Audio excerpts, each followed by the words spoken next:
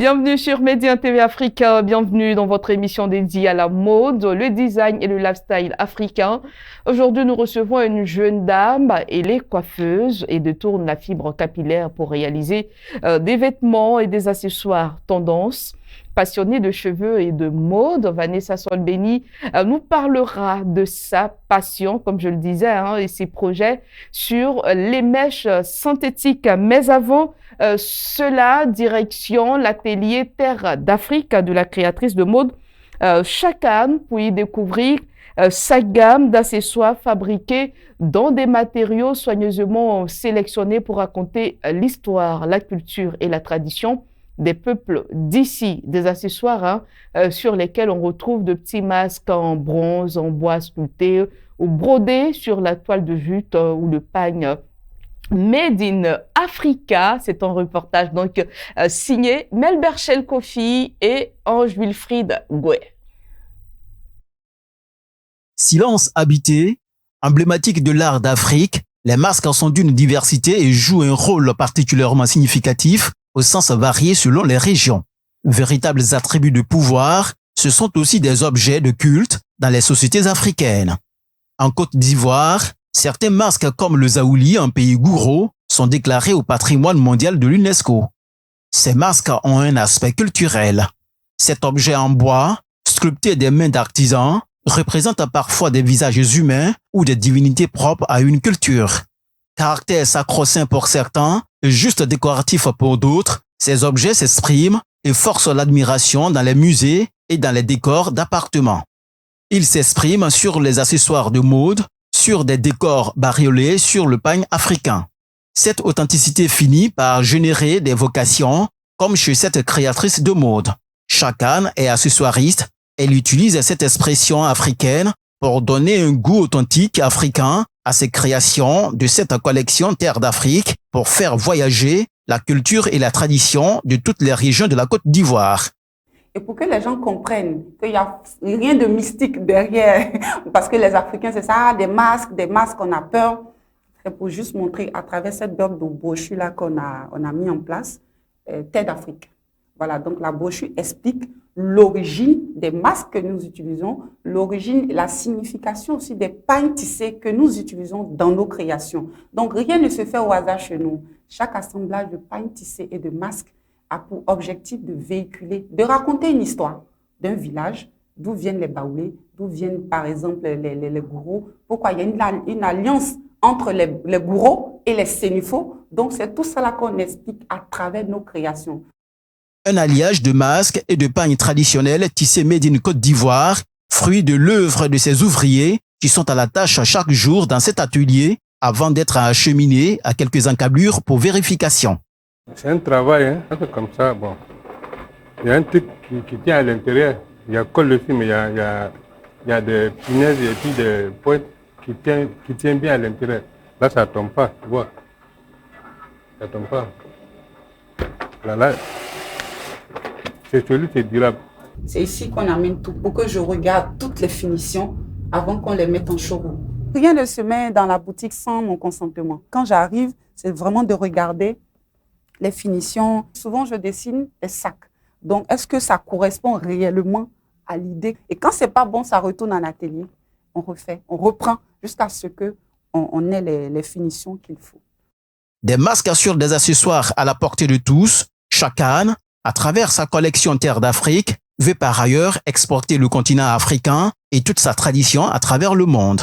Chaque région en Côte d'Ivoire a son masque. Donc, les masques sont vraiment significatifs chez nous. Voilà. Et quand on voit le Zaouli, tout de suite, on sait que ça vient du pays gourou. Chaque région aussi a son pagne tissé. Donc, à travers cet assemblage-là, c'est-à-dire quand on prend, par exemple, un pagne sénifo, on peut ajouter un masque Yakuba pour montrer l'alliance interethnique qu'il y a entre ces deux peuples. Derrière, c'est ça que vous voyez là, ces accessoires que vous voyez, il y a un message qu'on véhicule. Et c'est ce message-là qu'on met à travers cette brochure-là. Parce que quand vous achetez un sac chez nous, comme j'aime le dire, nous ne vendons pas, nous ne fabriquons pas seulement des accessoires rares et uniques au monde. Nous faisons voyager une histoire, une culture, une tradition africaine.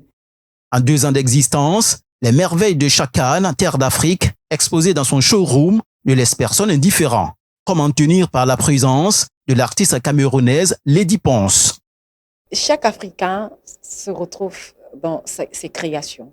Il n'y a aucun Africain, que ce soit les Maghrébiens, on se retrouve tous dans ces créations, on se retrouve avec nos pagnes tissées de par nos mamans, et c'est pagnes teintées. Franchement, c'est l'Afrique. Pour couronner tous ces efforts consentis, Chakane a initié depuis 6 ans le Festival d'Abidjan-Pagne, une manifestation culturelle de grande envergure axée sur la mode ivoirienne et africaine à travers le pagne.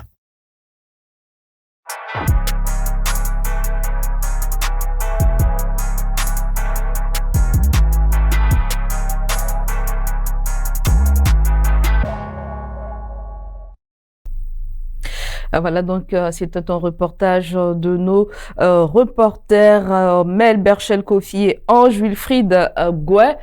Elle a décidé d'exploiter les mets synthétiques sous toutes ses formes, parfois tissées et mélangées à d'autres matières. C'est bien cela que fait Vanessa Solmeni. Vanessa, merci d'avoir répondu à notre invitation. Merci Sandrine. C'est nous. Alors, comment tout cela a commencé? Quelle est l'histoire derrière ce que vous faites aujourd'hui? Bon, Vanessa est coiffeuse, elle est restauratrice aussi.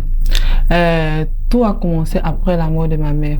Parce que quand ma maman vivait, je n'avais pas l'idée d'être coiffeuse au fait. Je tressais à l'école, mais je n'ai jamais imaginé qu'elle allait être une coiffeuse internationale, une coiffeuse, comment dire, même reconnue au fait. Je n'ai jamais fait. À partir de la mort de ma mère que je me suis retrouvée face à mon destin. C'est à partir de là que tout a commencé. C'est à partir de là que j'ai commencé à connaître ma valeur, j'ai commencé à connaître mon don et puis j'ai commencé à m'investir dans le métier de la coiffure. La coiffure, alors, donc vous faites des tresses, des tissages pour embellir les dames. Oui, oui. Et donc, à partir de ça, vous avez décidé de prendre ces mèches qu'on a l'habitude de voir sur la tête des dames pour en faire des vêtements. Oui, oui. Comment l'idée vous est venue? Au fait, l'idée est venue comme ça. Parce que je me dis, avec les mèches, on peut tout faire. On peut tresser, on peut innover. Donc, c'est à partir de là, je dis, vu qu'on se tresse toujours, pourquoi ne pas inventer des tenues avec ça? C'est comme ça, un jour, j'ai imaginé, j'ai dit, aujourd'hui, je vais essayer, je vais inventer un sac à base de mèches. Mes filles ont commencé à se moquer et puis c'est comme ça que j'ai réussi. C'est à partir de là que j'ai commencé à avoir l'amour de ce talent. Et ce sac-là, qu'est-ce que vous en avez fait? Je prends pour, comment dire, mon premier défilé au fait. Il y a eu un défilé que je me suis inscrit et c'est à partir de là que j'ai commencé à aimer ce talent et à valoriser ce talent. D'accord. Avant d'arriver au défilé, je suppose qu'après le sac, vous avez fait d'autres créations? Oui, oui. J'ai fait d'autres créations. Après le sac, j'ai commencé à faire des coiffures. Après les coiffures, j'ai commencé à faire des tenues. Je me suis impliquée dedans en fait. J'ai commencé à avoir l'amour, la passion de la chose. Donc j'ai commencé à faire des recherches en fait. J'ai regardé un peu d'autres créateurs et puis je me suis inspirée de leurs modèles et puis essayé aussi d'ajouter ma touche. D'accord. Et donc vous n'avez pas suivi une formation particulière pour pouvoir faire ce que vous faites aujourd'hui? Non, Vanessa, non, c'est un don. C'est un don, la coiffure c'est un don. Je n'ai pas appris en tant que tel. C'est un don naturel en fait, c'est un don de Dieu. Donc c'est un don naturel, c'est un don de Dieu. Donc c'est là. Tout est naturel. Tout est naturel. D'accord. Avant d'aller plus loin et pour mieux comprendre, pour permettre à nos téléspectateurs de comprendre de quoi il s'agit, on va regarder une petite vidéo de vos créations et on revient. Ok. D'accord.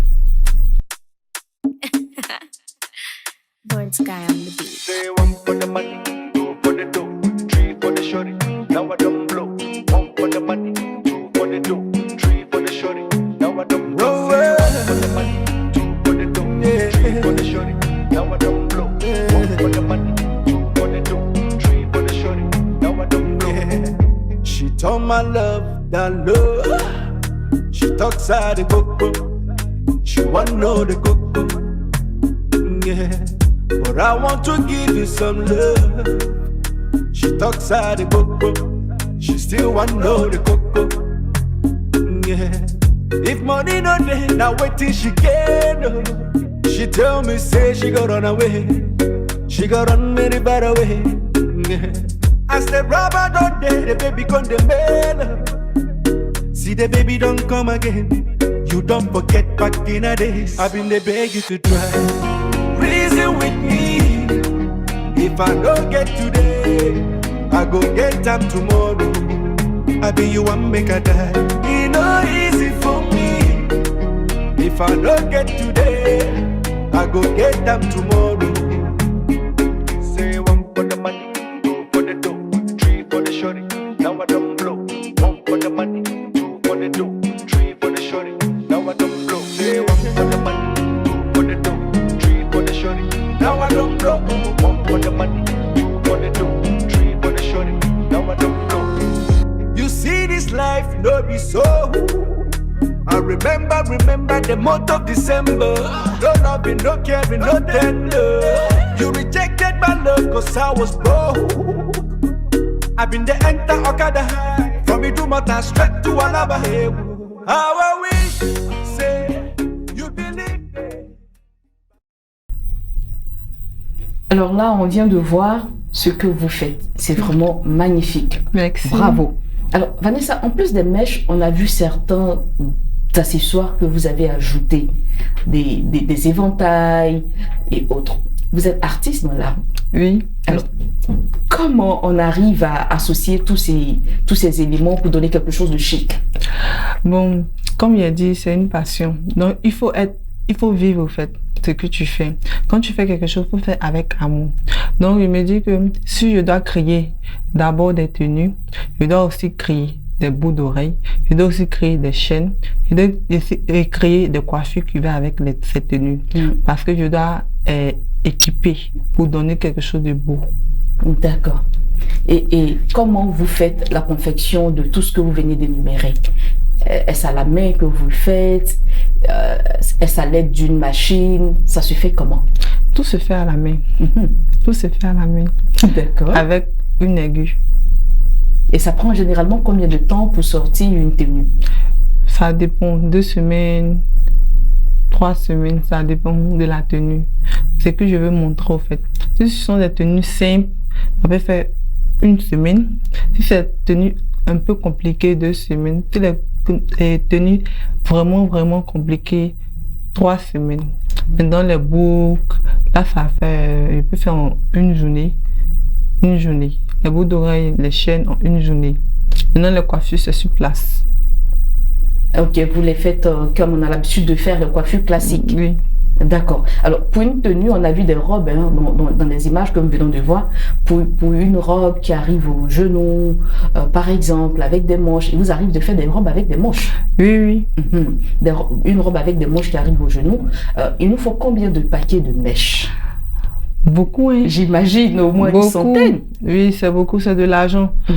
Quand tu aimes quelque chose, tu ne regardes pas le nombre, les dépenses que tu effectues.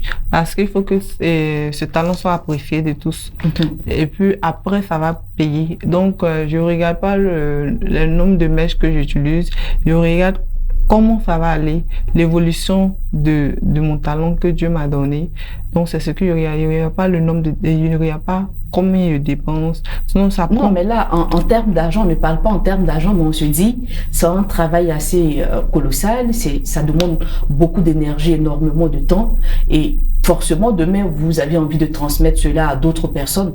Il faut déjà savoir combien de paquets on prend, pourquoi pas. Dépend beaucoup, hein. Dépend beaucoup, parce que les tenues, ça consomme.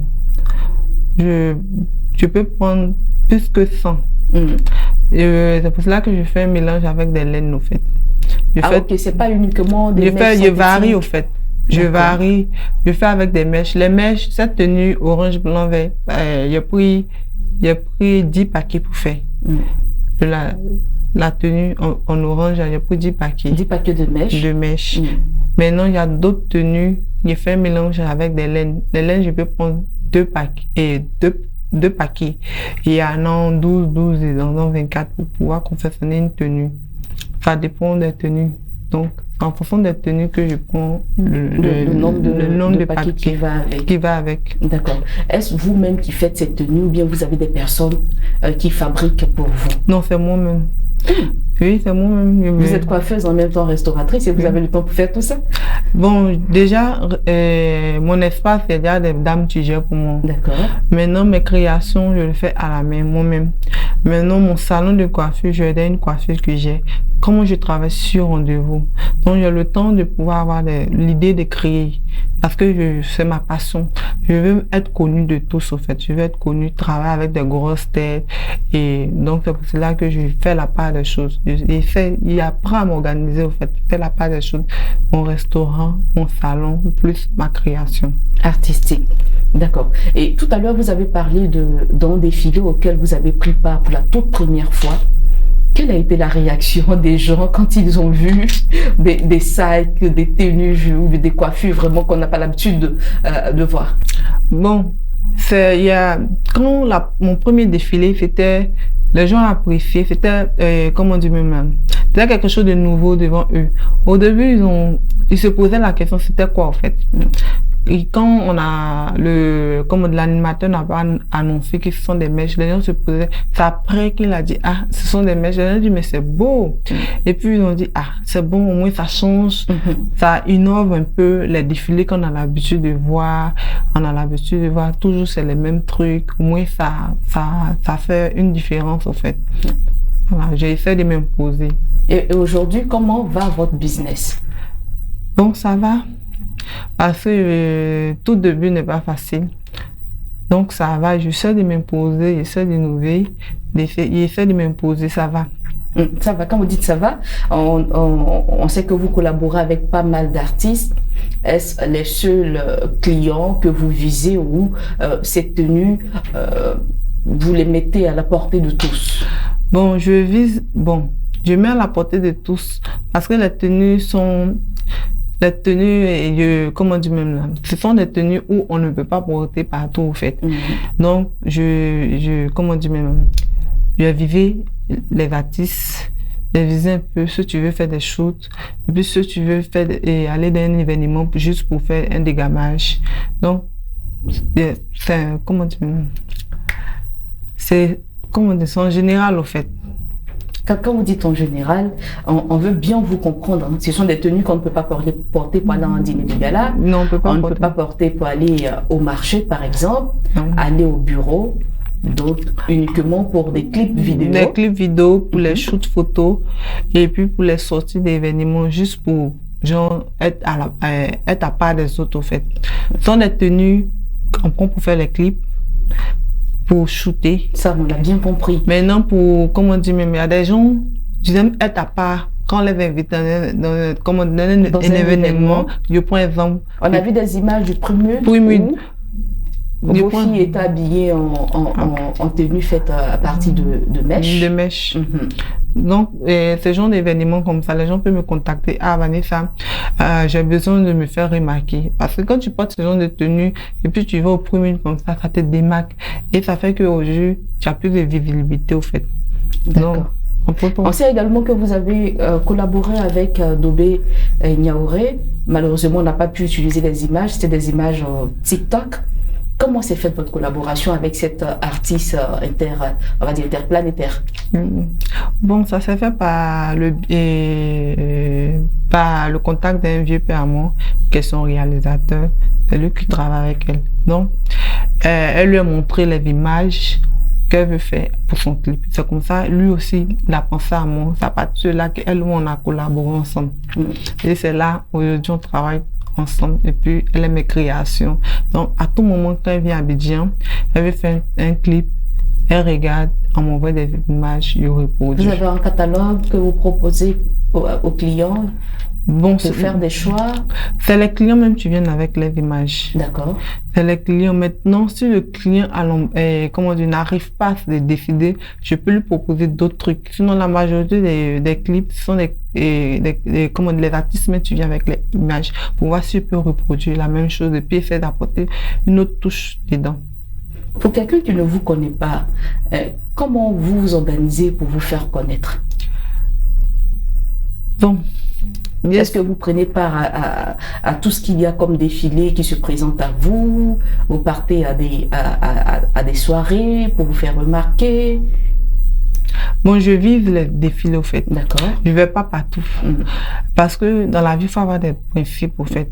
C'est pas parce que tu as envie d'être connu que tu as envie d'aller partout au fait. Tu acceptes toutes sortes d'invitations. Il faut avoir des principes et puis il faut avoir un objectif. Donc, je vais pas partout.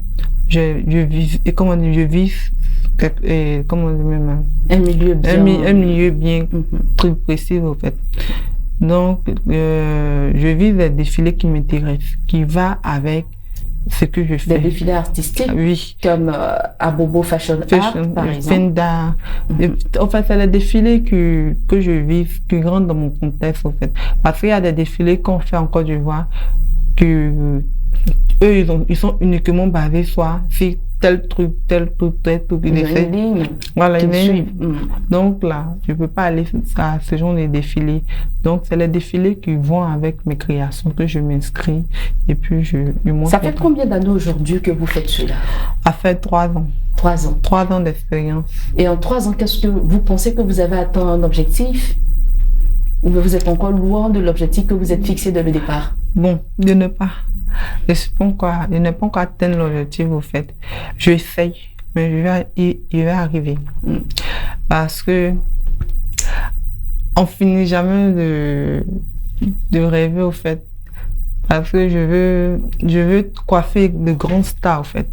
Je veux faire des grands défilés, représenter la Côte d'Ivoire, représenter un peu mon pays à travers mes créations. Donc, je me dis, c'est pas encore arrivé. Et quand vous dites que vous voulez coiffer de grandes stars, vous faites allusion à quelle star, par exemple? Beyoncé et Yemi Alade.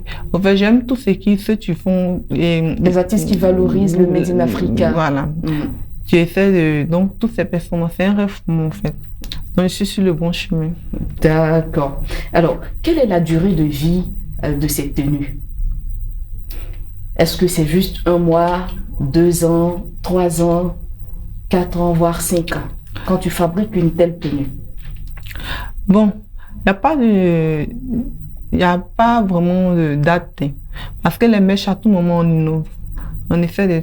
Aujourd'hui, je fais des tenues avec la même mèche. Je peux changer. Non, ce que je dis, quand vous fabriquez par exemple une robe avec des mèches, est-ce que cette robe-là, je peux la conserver pendant 10 ans? Ah ok, désolé. Je n'avais pas bien compris. Maintenant que vous avez compris, on vous écoute. Oui. Parce que vu que les mèches là, il n'y a pas de date de préparation en fait. Donc si vous confectionnez une tenue que vous avez gardée, ça ne va pas se gâter. À moins que... Mais enfin, comment pour conserver pour que ça ne se gâte pas? Vous mettez dans le placard, dans votre placard. Et puis ces tenues ne sont pas tout le temps à porter au fait. Donc il me dit qu'avec le fait que ce n'est pas tout le temps à porter, ça dure plus. Est-ce qu'on peut laver? Non, on ne peut pas laver. Mais on ne peut pas garder une tenue qu'on ne peut pas laver et le jour où tu as envie de porter, il y a forcément une petite odeur qui dérange. Si on doit laver, c'est dit à tout moment on doit faire des petites retouches au fait. Vu que c'est fait à la main, donc les petites retouches. Pour avoir toujours la beauté de la tenue. D'accord. Alors Vanessa, aujourd'hui, quand on s'assoit, on fait un petit bilan, 3 ans après, est-ce qu'on est satisfait?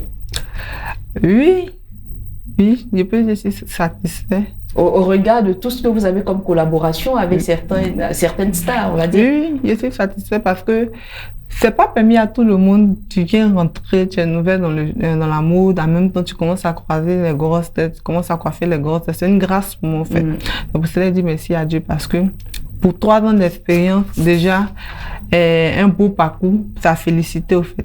D'accord. Est-ce que ces tenues-là atypiques sont accessibles à tous?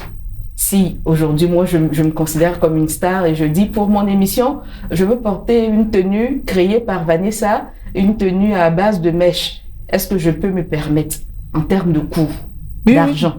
Oui, tu peux te permettre. Ah bon? Tu peux te permettre, c'est en fonction de ton budget que confectionne ta tenue. D'accord.